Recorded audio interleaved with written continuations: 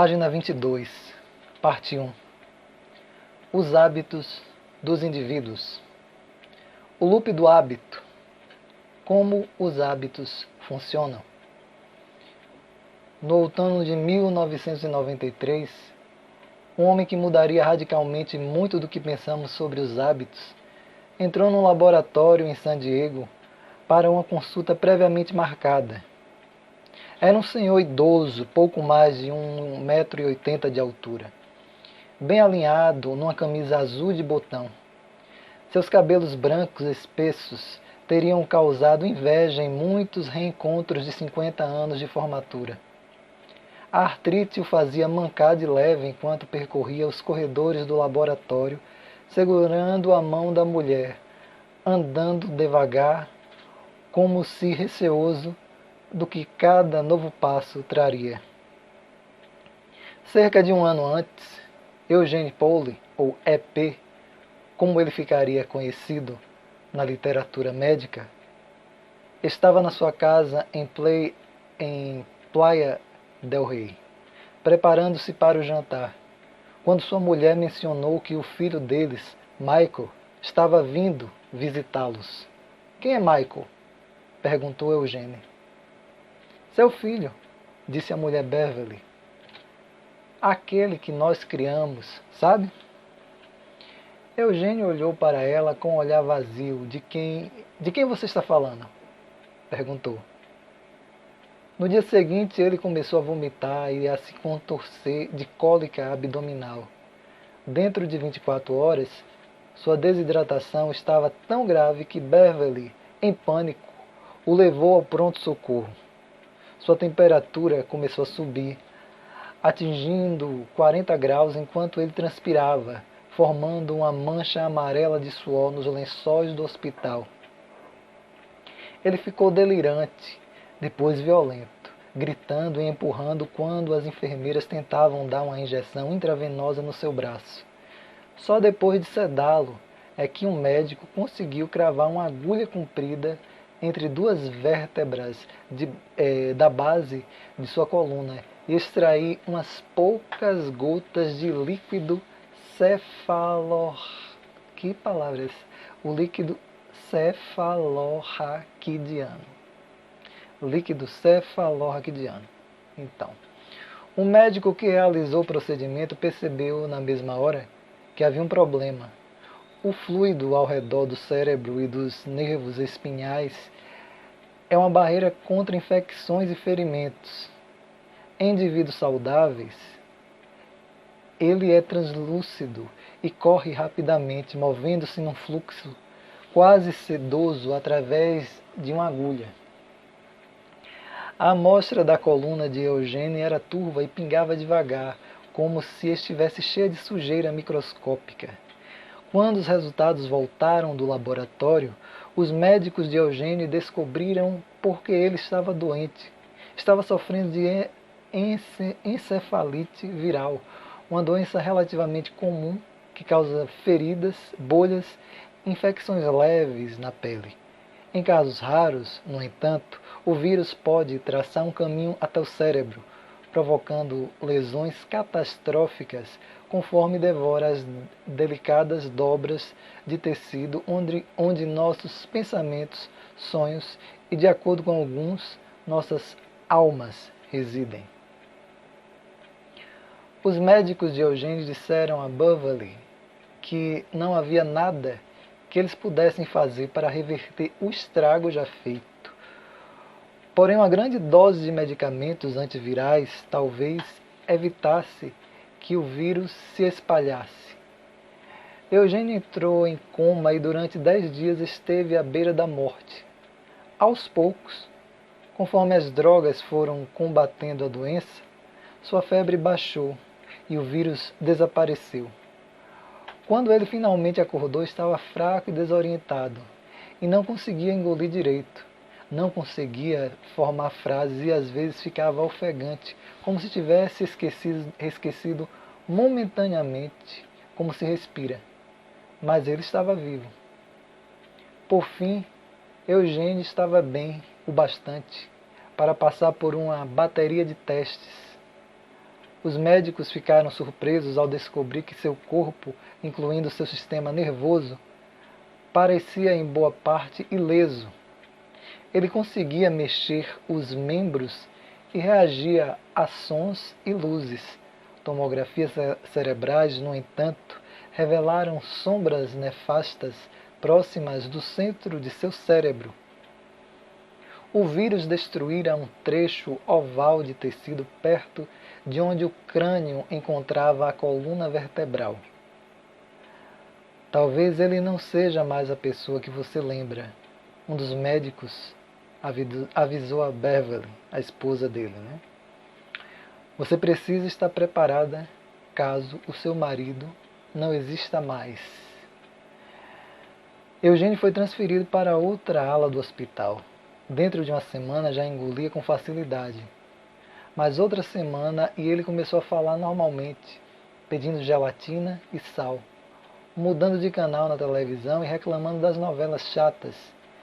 Quando foi enviado a um centro de reabilitação, 5 semanas depois, Eugênio andava pelos corredores e oferecia aos enfermeiros conselhos não solicitados sobre seus planos para o fim de semana. Acho que nunca vi alguém voltar desse jeito. Um médico disse a Beverly: não quero alimentar suas esperanças, mas isso é surpreendente. Beverly, no entanto, continuava preocupada. Na clínica de reabilitação ficou claro que a doença havia alterado seu marido de modos perturbadores. Por exemplo, Eugênio era incapaz de lembrar que dia da semana era, ou os nomes de seus médicos e enfermeiros, por mais vezes que ele se apresentasse. Por que eles não param de me fazer todas essas perguntas? Ele perguntou a Beverly um dia depois que um médico saiu de seu quarto. Quando finalmente voltou para casa, as coisas ficaram ainda mais estranhas. Eugênio não parecia se lembrar dos amigos deles.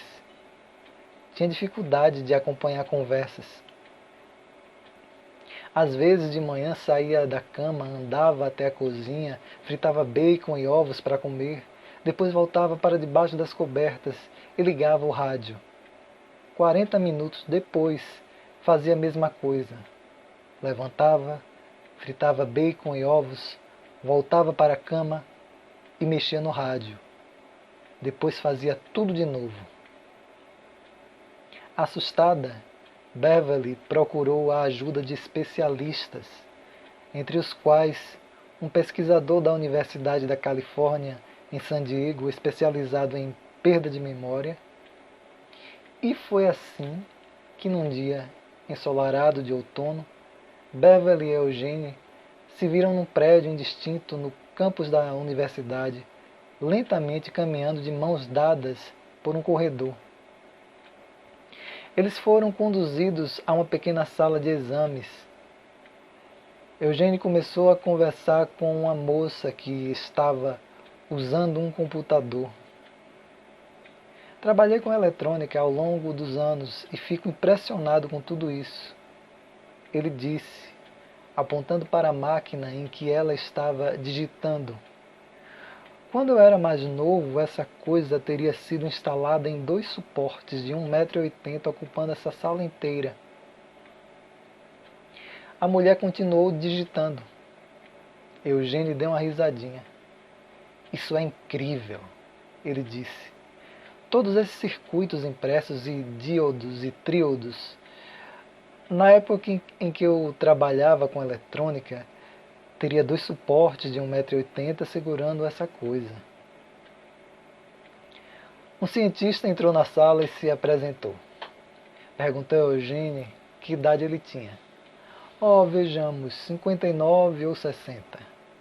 Eugênio respondeu. Na verdade, ele tinha 71 anos. Os cientistas começaram a digitar no computador. Eugênio sorriu e apontou para a máquina. Isso é mesmo formidável, ele disse. Sabe, quando eu trabalhava com eletrônica, teria 2 suportes de 1,80 m segurando essa coisa. O cientista era Larry Squire, 52 anos. Um professor que passara as últimas 3 décadas estudando a neuroanatomia da memória.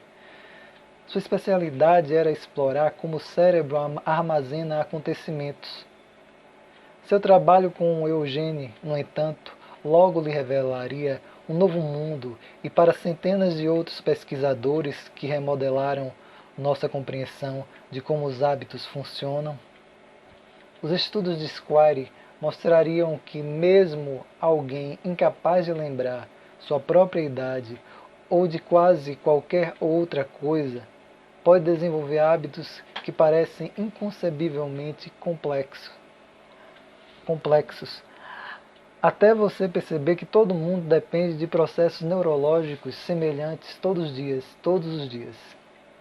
A pesquisa dele e dos outros ajudaria a revelar os mecanismos subconscientes que impactam as inúmeras escolhas que parecem ser fruto de um pensamento racional, mas na verdade são influenciadas por impulsos que a maioria de nós mal reconhece ou compreende.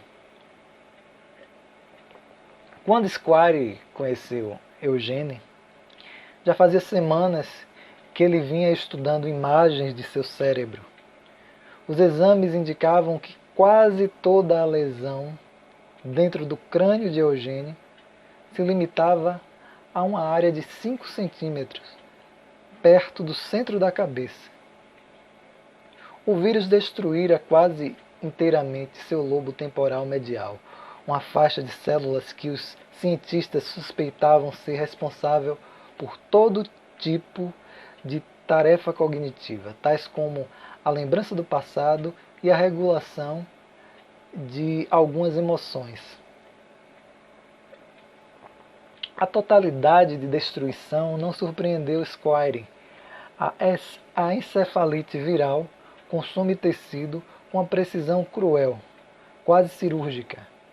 O que o deixou chocado era como as imagens pareciam familiares. 30 anos antes, quando era doutorado no MIT, Squire trabalhava junto com um grupo que estudava um homem conhecido como HM, um dos pacientes mais famosos da história da medicina. Quando HM, seu nome verdadeiro era Henry Molaison, mas os cientistas protegeram sua identidade ao longo de toda a vida. Tinha 7 anos, foi atropelado por uma bicicleta e caiu batendo a cabeça com força. Logo em seguida passou a ter ataques epiléticos e começou a desmaiar. Aos 16 anos teve sua primeira crise tônico-clônica, o tipo de convulsão que afeta o cérebro inteiro. Em pouco tempo ele estava perdendo a consciência até 10 vezes por dia. Quando completou 27 anos, HM estava desesperado.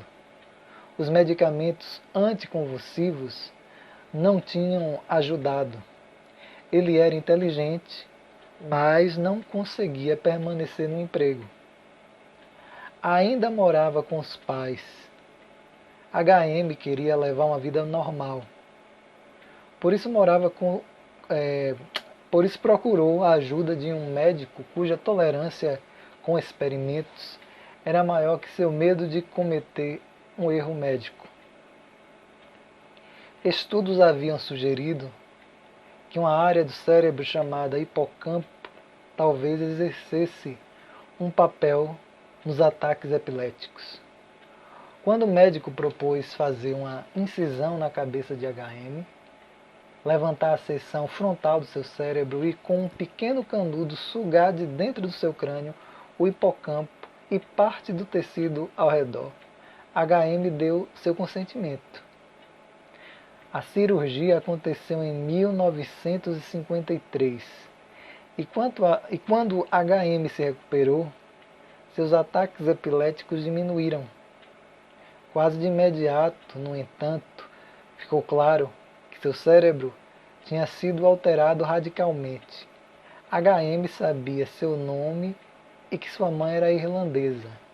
Lembrava da queda da Bolsa de 1929 e de noticiários sobre a invasão da Normândia. Mas quase tudo o que veio depois, todas as lembranças, experiências e esforços da maior parte da década antes da cirurgia, tinha sido apagado. Quando o médico começou a testar a memória de HM, mostrando-lhes cartas de baralho e listas de números, ele descobriu que HM era incapaz de reter qualquer informação nova por mais de uns 20 segundos. Desde o dia de sua cirurgia até sua morte, em 2008, cada pessoa que HM encontrava, cada música que ouvia, cada sala em que entrava era uma experiência completamente nova. Seu cérebro tinha congelado no tempo. Todo dia ele ficava perplexo com o fato de que alguém podia mudar o canal de televisão apontando um retângulo preto de plástico para a tela. Ele se apresentava repetidamente para os médicos e enfermeiras dezenas de vezes por dia. Eu adorava aprender sobre HM, pois a memória parecia um jeito tão palpável e instigante de estudar o cérebro, Squire me disse. Cresci em Ohio e ainda lembro na primeira série da minha professora distribuindo gizes de cera para todo mundo e comecei a misturar todas as cores para ver se ia dar preto. Porque guardei essa memória, mas não consigo lembrar o rosto da professora. Por quê? Porque meu cérebro decide que uma memória é mais importante que outra. Quando Squire recebeu as imagens do cérebro de Eugene, ficou espantado com a semelhança entre aquele cérebro e o de HM. Havia pedaços vazios do tamanho de nozes no meio da cabeça de ambos. A memória de Eugene, assim como a de HM, tinha sido removida.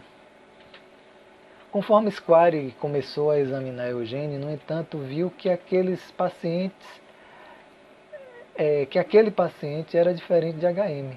Conforme Squire começou a examinar Eugene, no entanto, viu que aquele paciente era diferente de HM em alguns aspectos cruciais. Enquanto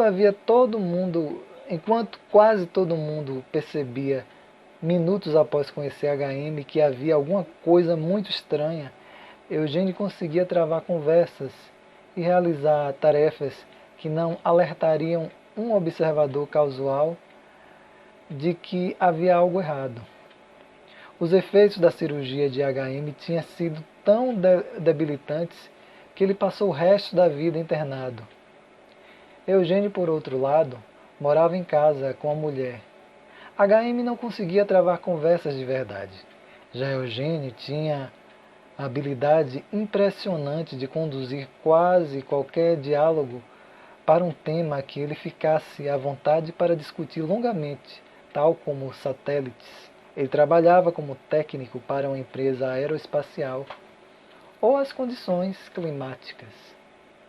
Squire começou a examinar Eugene, perguntando a ele sobre sua juventude. Eugene falou da cidade onde crescera, no centro da Califórnia, do tempo que servira na marinha mercante, de uma viagem que fizera à Austrália quando era jovem. Lembrava da maior parte dos acontecimentos de sua vida, que tinham se passado antes de cerca de 1960.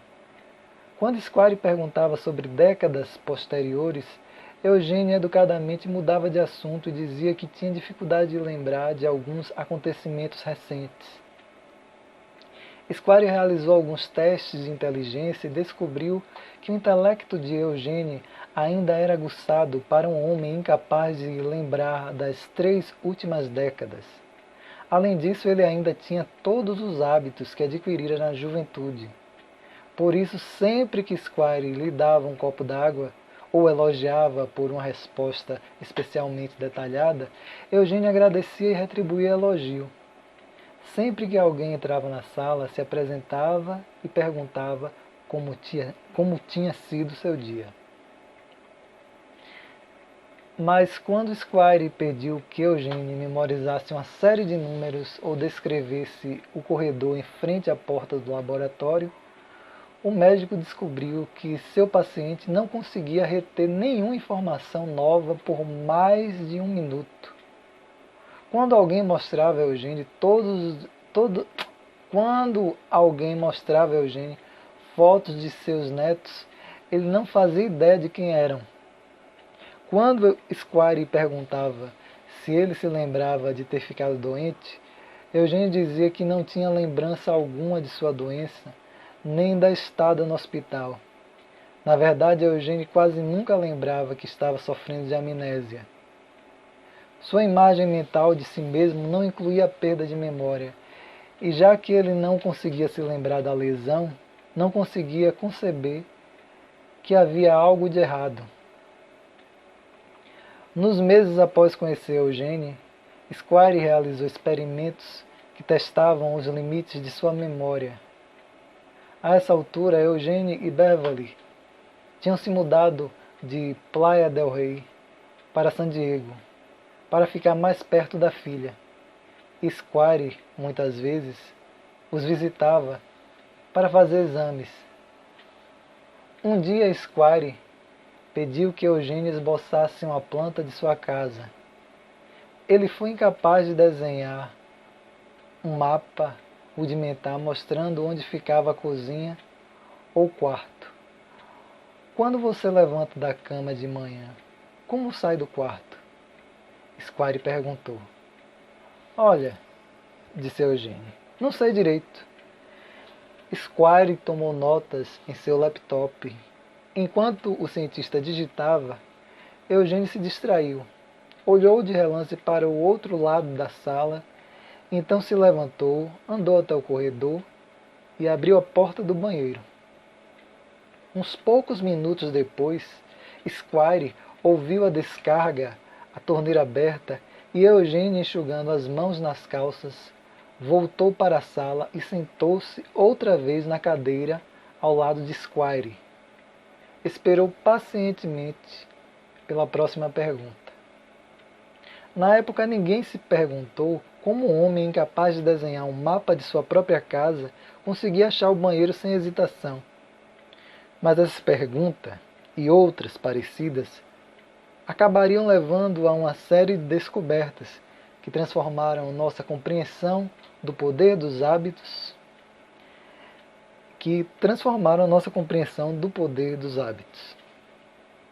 Isso ajudaria a deflagrar uma revolução científica que hoje envolve centenas de pesquisadores que estão aprendendo pela primeira vez a entender todos os hábitos que influenciam nossas vidas.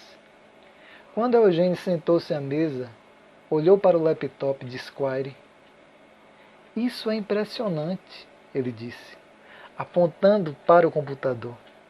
Sabe, quando eu trabalhava com a eletrônica, teria 2 suportes de 1,80 m segurando essa coisa. Nas primeiras semanas depois que eles se mudaram para a casa nova, Beverly tentava tirar Eugênio de casa todo dia. Os médicos haviam lhe dito que era importante que ele se exercitasse, e se Eugênio ficava dentro de casa por muito tempo, deixava Beverly maluca, fazendo as mesmas perguntas inúmeras vezes, num loop infinito. Por isso, toda manhã e toda tarde, ela o levava para dar um passeio no quarteirão, sempre junto e sempre seguindo o mesmo itinerário. Os médicos tinham avisado a Beverly que ele precisaria monitorar Eugênio constantemente. Disseram que se ele algum dia se perdesse, nunca mais conseguiria achar o caminho de casa. Mas certa manhã, enquanto ela se vestia, Eugênio saiu despercebido pela porta da frente. Ele tinha uma tendência a perambular de um cômodo para o outro. Por isso Beverly levou um tempo para perceber que ele tinha sumido. Quando percebeu, entrou em pânico, Correu para a rua e tentou enxergá-lo. Não conseguiu vê-lo. Foi até a casa dos vizinhos e esmurrou as janelas. As casas eram parecidas. Será que Eugênio tinha se confundido e entrado em outra? Ela correu até a porta e tocou a campainha até alguém atender. Eugênio não estava lá. Ela correu de volta para a rua, seguindo o quarteirão, gritando o nome de Eugênio. Estava chorando. E se ele tivesse ido a algum lugar com trânsito, como diria alguém onde morava? Ela já estava fora fazia 15 minutos procurando em toda parte. Então correu para casa a fim de ligar para a polícia. Quando ela entrou afoita pela porta, encontrou Eugênio na sala, sentado em frente à televisão, assistindo ao History Channel. As lágrimas dela o deixaram confuso. Ele disse que não lembrava de ter saído, não sabia onde estivera e não conseguia entender por que ela estava tão perturbada. Então Beverly viu uma pilha de pinhas na mesa, como as que vira no quintal de um vizinho mais adiante na rua. Ela se aproximou e olhou as mãos de Eugênio. Seus dedos estavam melados de seiva. Foi então que ela se deu conta de que Eugênio tinha saído sozinho para caminhar. Ele tinha andado até o final da rua e catado alguns souvenirs, e achara o caminho de casa. Em pouco tempo Eugênio estava saindo para caminhar toda manhã. Beverly tentava impedi-lo, mas era inútil. Mesmo se eu falasse para ele ficar em casa, uns poucos minutos depois, ele não lembrava mais, ela me disse. Eu segui algumas vezes para garantir que ele não ia se perder, mas ele sempre voltava são e salvo. Às vezes voltava com pinhas ou pedras. Uma vez voltou com uma carteira, outra com um cachorrinho. Nunca se lembrava de onde essas coisas tinham vindo. Quando Squire e seus assistentes ficaram sabendo dessas caminhadas, começaram a suspeitar que estava acontecendo alguma coisa dentro da cabeça de Eugênio, que não tinha nada a ver com a sua memória consciente. Então projetaram um experimento. Um assistente de Squire visitou a casa um dia e pediu que Eugênio desenhasse um mapa do quarteirão onde morava. Ele não conseguiu. Mas onde a casa dele estava situada na rua? Ela perguntou. Ele desenhou um pouquinho, depois se esqueceu da tarefa. Ela pediu que ele apontasse qual porta dava para a cozinha. Eugênio olhou o cômodo à sua volta. Disse que não sabia. Ela perguntou a Eugênio o que ele faria se tivesse com fome. Ele levantou, andou até a cozinha, abriu um armário e tirou um pote de amendoins. Mais tarde naquela semana, um visitante acompanhou Eugênio em sua caminhada diária. Eles andaram por cerca de 15 minutos pela eterna primavera do sul da Califórnia, com o ar carregado do cheiro de buganvílias.